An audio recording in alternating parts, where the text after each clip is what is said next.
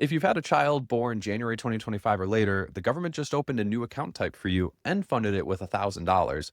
But if you treat this as the only option for your kiddo, you could be missing out on a lot of tax-free growth. Trump accounts launch and go live on the 4th of July of this year, and this episode's here to teach you about what those accounts are and if they make sense for your family. I'm Allison and I'm a CFP. I'm Ben and I'm a CRPS, and this is the Abundance Mindset.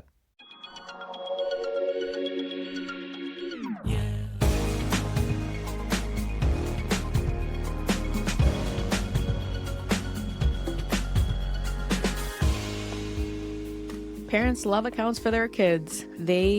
Sometimes I'll even hear of people who aren't tracking for retirement, but they are asking their financial advisor if they can set up a 529 or, an account for their kid.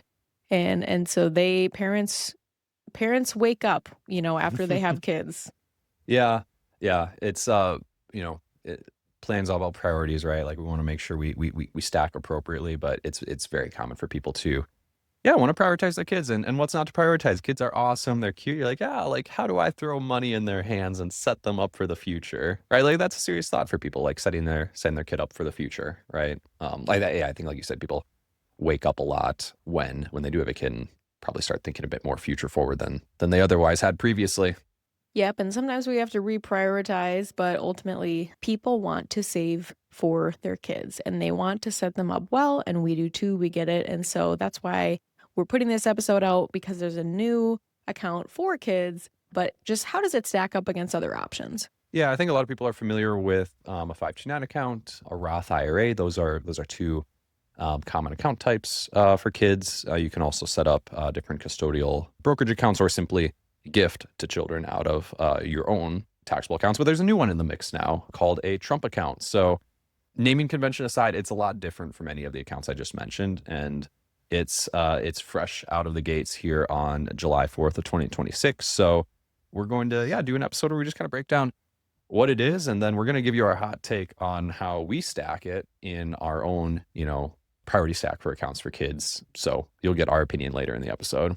Yeah, so we're going to talk about what it is, how it works, but then, a really neat strategy of how we're going to use the account. So let's get into how it works. So brief definition of what it is. We'll unpack this. A Trump account is a tax-deferred investment account for children that converts into a traditional IRA at adulthood with limited access before 18 and annual contribution caps. That was kind of an alphabet soup. Okay, so new account opening up this year. Any child under the age of 18 this calendar year is eligible to open one. However, kids born, 2025 and then anticipated through 2028, through the end of 2028, are eligible for a special $1,000 seed funding from the government. So that's the thing that's been kind of taking up a lot of headlines, is like, hey, $1,000 free from the government for your account, right? Yeah, and if anything, if your new child is eligible for the free seed funding money, that's great. And so born in between 2025 and 2028, those are the kids that are eligible for the free money. Yeah. We actually just got an email from a client screenshotting their Trump account enrollment, right? Because like pre-enrollment stuff's going out right now, and it's got like the confetti $1,000. They're like, hey, just so you know, we got this open. It's like, nice job. Yeah, I told her, you'll never guess we're about to record our final Trump account episode. Yeah, well, final for now. Who knows what will change in the future? But true. But here's how it's set up right now, right? And we did an episode previously on Trump accounts, and that is still partially accurate. But our legislators have been scribbling with their pencils and crossing stuff out. So some things have changed. I think we're about at pencils down time. But yeah, what we say here should be taken with a little bit of caveat, because what the IRS ultimately puts down will be law. And to be clear, there are things put down, but my sense is there are a couple things that might still shift as we get into some of the nuances. Some of the basics, though, I think will stay the same. Yep. So as far as what you can put in, so contributions, there's a family limit of $5,000. So you can put $5,000 a year into a Trump account, and that is an aggregate between your family contributions and an employer's. But here's the thing, you don't need to have earned income to add to a Trump account, which is the key difference between something like a Roth IRA, right? Because a Roth IRA, so great, but you need earned income. A Trump account, you don't need earned income. Yeah, much lower barrier to entry, right? Like if you're you're trying to figure out how your 3-year-old can earn income, it's not impossible, but it's hard. Whereas for your 3-year-old, you can just put money up to 5,000 into that Trump account, right? And tax treatment, this is where it gets a little bit confusing because it's not exactly like a traditional IRA. So if you open up an account and then, tomorrow start putting, $100 a month, whatever, what have you, into that account, you are not getting, as a parent, you're not getting a tax deduction on those dollars. It's after tax money. You put in that $100 a month, we'll just say $1,200. Any investment growth on that $1,200 is what's called tax deferred. So no taxes while it's growing, but then when it comes out, it's taxed like income to your child. However, the $1,200 that you put in, and this is important, you want to track your basis or your contributions over time, that $1,200 just comes out to them. So I would say that's expected treatment. It would be uncommon and odd for the government to tax money twice, right? The tax you on the money you put in and then tax your child again on it. But what this does create is a kind of a confusing account where you're going to have a mixture of contributions that have already been taxed and growth that has not been taxed yet. So you'll look at the total balance, but inside, which we always have to look inside of accounts, you're going to have a mixture of tax deferred money that will come out at ordinary income and basis that will come out without tax. Yes, and one other thing that I want to point out with tax treatment is that employer contributions are tax deductible. So if you are an employer, I think that's helpful to know. Yeah. So actually, good for the employer, right? And good for the employee. The way it's currently written is that you can essentially, deduct an employer contribution, and that reduces the employee's wages too by that amount. So I think the premise is you move, a small portion of the wages you'd pay your employee into a Trump account. So deduction all around there. However, akin to the rules that we've already talked about, that contribution would be considered tax deferred. The government's not going to let you get away with a tax deduction up front and a tax deduction when it's withdrawn again. As far as liquidity, these accounts are locked until the child is age 18. So you can't take out or distribute from the account before age 18. So they are locked. But then at age 18, you can access funds for qualified expenses, which the one they've outlined so far, that's education, starting a business, or buying a first-time home.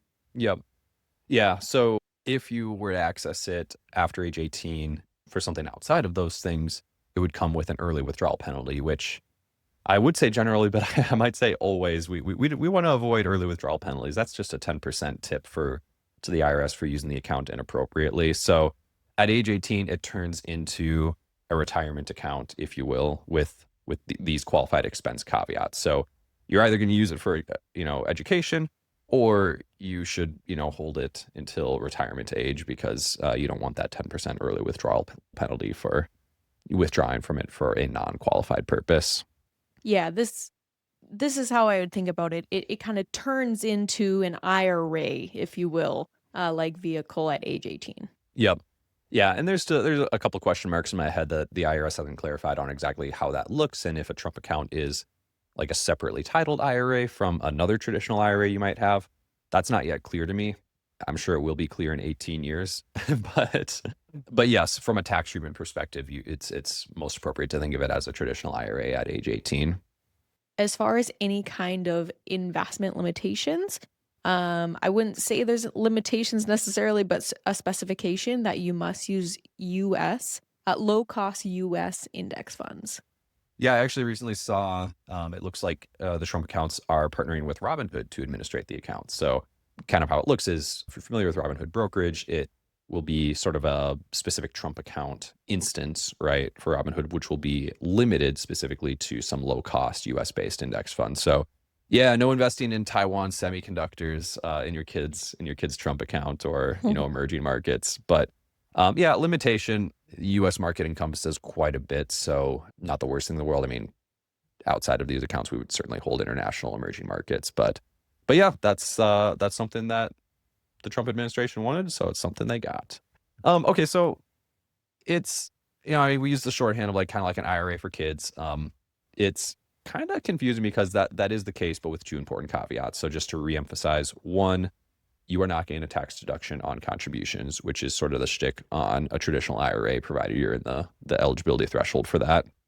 You're contributing after tax dollars. And because of that, Trump accounts are inevitably, if you use them, they're going to hold a mixture of after tax money and pre-tax money.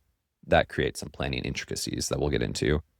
Second, unlike a traditional IRA, these accounts allow for penalty-free withdrawals for qualified expenses before the age of 59 and a half. So they are trying to kind of create a road where if you as a young adult need funds for some of these worthy qualified expenses, education or a home or starting a business, which are all great things, it's like, yeah, you can have that money. You're not going to get it tax-free, right? You're still going to have to pay ordinary income tax on any of the tax-deferred amount in the account. But it's accessible, right? It's not just like, hey, you put money in and it has to be for retirement. Right. And so at first glance and at first read, the tax treatment of this account doesn't necessarily jump out to me as being really advantageous, except when you step back and you think about it a little bit more creatively as a tool in your toolbox of how you could use it and interact with other vehicles in your plan. That's when that's when I start to get a little bit excited about it being a tool. And so we're going to talk about that next. But as we're going through this account and, we're talking about how it works and what it's looking like, if this is resonating with you and you want to, dig deeper into your own financial plan and you have kids and you want to know, does this fit into my plan? Or, what are creative ways to use other parts of my plan to drive a holistic goal across the board? Then reach out and book a consult because this is why we put information out, because we're looking for the people who really want to take the next step. They know that they have assets that could just be working a little bit harder for them, a little bit more efficient. So reach out, book a consult, and we'll start to put the puzzle pieces together. Okay, so this is the fun part. We're going to give our opinion on Trump accounts and how it fits into our stack. So as with anything on this podcast, we're not giving specific advice. You have to talk to a professional to get personalized insight, but we are going to provide education, and in this case, education on the way that we're thinking about this account in light of other accounts for our daughter. So yeah, so like everything, I'm always the person that gives a caveat. This isn't advice. You got to look at the whole plan, the whole picture. But when I think about our daughter, Mackenzie, right? So our first daughter, and I want to get money in her pocket, maybe not too much, but I want to use the best vehicles. The first one that I think about is a Roth IRA. Yep. Because you put money in and it grows tax-free and it comes out tax-free and you can invest it and have it grow tax-free, right? And so that's the first one, but you need earned income for a Roth IRA. Yeah. Yep. You need earned income, which makes it more difficult. And actually, as you were talking, I wasn't planning on sharing this story, but I was just brought back to 9th grade when my algebra teacher taught us the power of compounding interest. And I remember it because he told us, he's like, this is the most important thing I'm going to teach you this year. And it's on day one. And it's kind of, a little bit of like bluster, right? But basically, he taught us like the power of like investing early. And that's the thing with Roth IRAs with kids is, if Mackenzie put money into a Roth IRA now, that is almost 60 years before she even has access to it without penalty, 70, 80 years if she wants to really let it grow. And you start to really hit a J curve with compounding as those decades start to stack on each other. So that's where I get kind of like extra excited for Roth IRAs for kids, because that entire J curve growth is tax-free. And actually, I pulled some numbers for this because I was feeling nerdy about it. But let's just say you were a parent in the 1950s, and I realize Roth IRAs weren't around the 1950s, so take that with a grain of salt. But if you put $100 into that child's imaginary Roth IRA 70 years ago and invested in the S&P 500, that money would be worth almost $9,000 in 1956 dollars, so adjusted for inflation. So $100 to almost $9,000, or $108,000 in today's dollars. So with a Roth IRA, that $108,000, minus the 100 you put in, so 107,900, is entirely tax-free growth and is never taxed, which is a really unique value of the Roth IRA. Of course, past performance isn't indicative of the future, but I personally think when you're looking at compounding over time and you're looking at the market, which generally has compounded over time, you have a lot of reason to get excited about trying to doesn't even have to be a lot, but just get something into a Roth IRA for a kid as soon as possible. Yep. And Roth IRAs, one more just insight on how a lot of times we view them. It's usually the last dollars we want to touch in a plan because we want to maximize the timeline for that tax-free growth. So a Roth IRA in its nature is generally a long-term vehicle. And so it's a really unique lever to pull in a plan. So if that's the first gift we can give to Mackenzie, it would be a Roth IRA. The second would be a 529. which is, same tax treatment as a Roth, which is great, but it's a much shorter timeline because it's supposed to be used for education. Right. And you have to use it for education in order to get that preferable tax treatment, Hmm. which is tax-free growth and tax-free distribution after tax dollars contributed to it, right? So the exact same as a Roth IRA, but specified for education. Right. You can use it K through 12 for college, some trade schools. So it's a really useful account if you think that your, child is going to pursue some sort of education. Yeah, in the last several years even, it's been just increasingly flexible, right? Like adding in trade school, adding in K through 12 education. So you'd be hard pressed to not find an opportunity to use it for your kid. But yeah, we're looking at a much shorter time horizon. So what I got all excited about with decades of compounding, tax-free growth just can't occur in a 529 because likely you're using it by the time your child's in their early 20s. If not, you've got maybe some niche circumstances, but it's probably not, you're not betting the farm on like long-term tax-free growth. Mhm. Secondly, I think there's a lot of philosophical personal preference here. I think you can span a really broad spectrum in terms of how much you want to help your child with education, if at all, right? Right. Yep. And so this is just for us. You might have different ideas or philosophy around education and how much you want to help, your child out in that space or not. So anyhow, so again, this is just us. The third, and I promise we're getting into Trump accounts, but the third is a taxable account. If set up correctly and labeled correctly and integrated with your plan, there's near-term flexibility, right? There's not any strings or ages or dates or uses. It's money that you can ultimately invest in and give to your kid. So there's near-term flexibility, but then there's also long-term benefit that a lot of people aren't aware of. Right. Yeah. So in the near term, what's nice is you just strip all the strings out that are attached when you have a retirement account or a Trump account, right? Like a Roth IRA or a 529, right? It's like, okay, if you're not going to use it for education, it's not going to be beneficial to you effectively.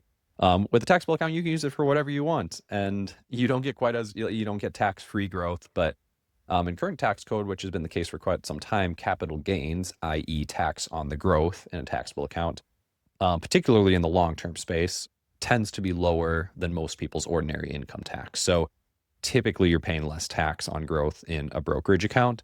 So great place to grow wealth that you can use for your kid's wedding or what have you, right? Like you can just use it. There's no strings attached. But secondly, and I think the thing people forget, I mean, okay, so we've got, a 1-year-old, we're not planning on dying anytime soon, but when we do pass away, a brokerage account is going to, and there's more estate planning complexity than we'll get into here, but at various points in time upon owner deaths, brokerage accounts can be eligible for steps up in basis, meaning, and we just did an episode on brokerage accounts and the flexibility and the tax implications within it. But let's say I've got $1 million account with 800,000 of basis. A step up means that instead of paying tax on that 200,000 of growth, we step up the cost basis so that it's just 1 million flat without tax. So there's a lot of estate planning implications that you can get into with taxable accounts that can really benefit spouses and children. So we really like it for its flexibility. And I would say, I mean, if I'm choosing between that and a Trump account, I'm taking that. But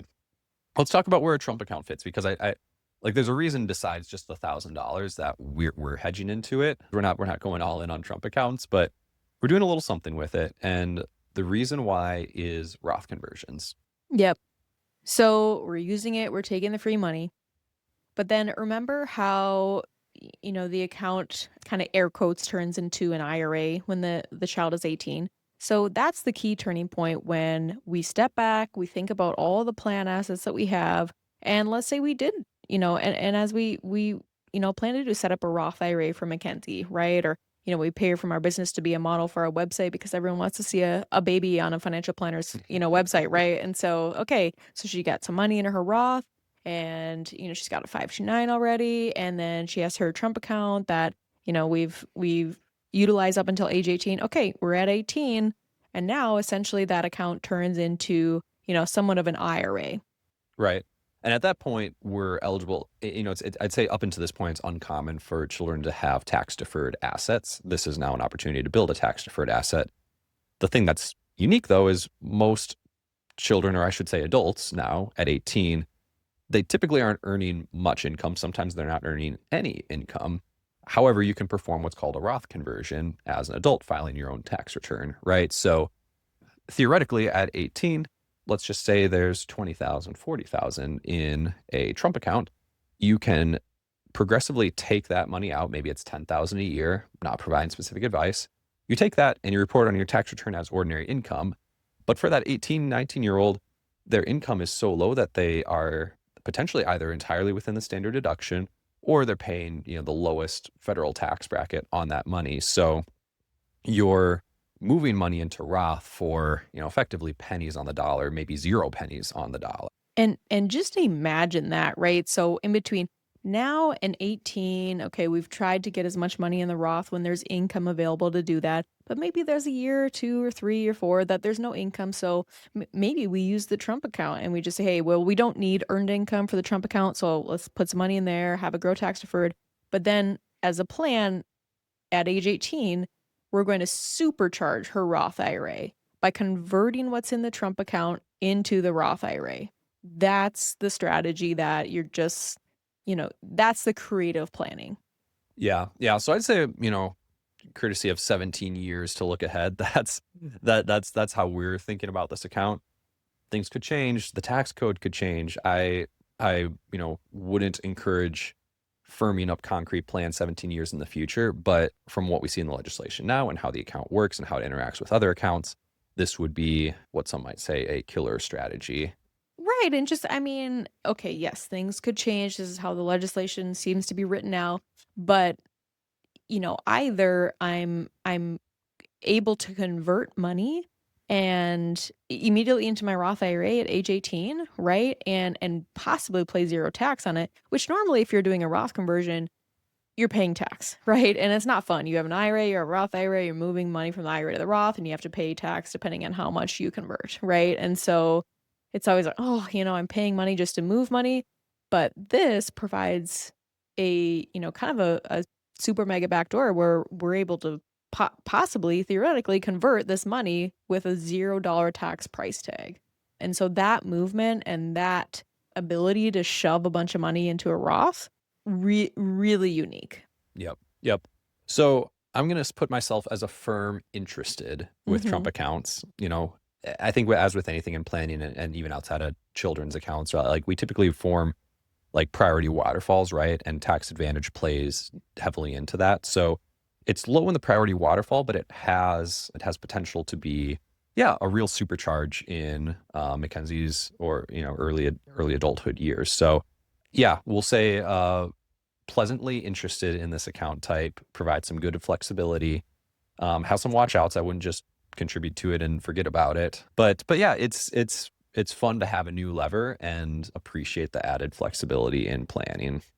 Right. And this is the child priority waterfall, right? So there's several other priority waterfalls we want to make sure we're hitting first, like making sure we have enough for our own retirement, right? But when we're going down that priority stack list for Mackenzie, this is a lever that we want to be able to pull if we need it. Yep. Yeah. If you're the parent listening to this who's just like all about kid accounts, that's great. But like, don't lock all your kids' money up for retirement and then be like, hey, I need you to help fund my retirement because I didn't. Oh shoot! But I put all of my kids' money into retirement vehicles. So yeah, it all stacks together, right? And yeah, the heart of this episode, like any, is to provide some education around planning concepts that ultimately play into each other and bump against the nuance of your own personal priorities and circumstances. So as we mentioned before, if this is resonating with you and you have pieces that you're looking to put together more efficiently, we do offer that 60-minute free strategy assessment, which you can access via our website at abundancewm.com. Thanks for listening and hope you enjoyed.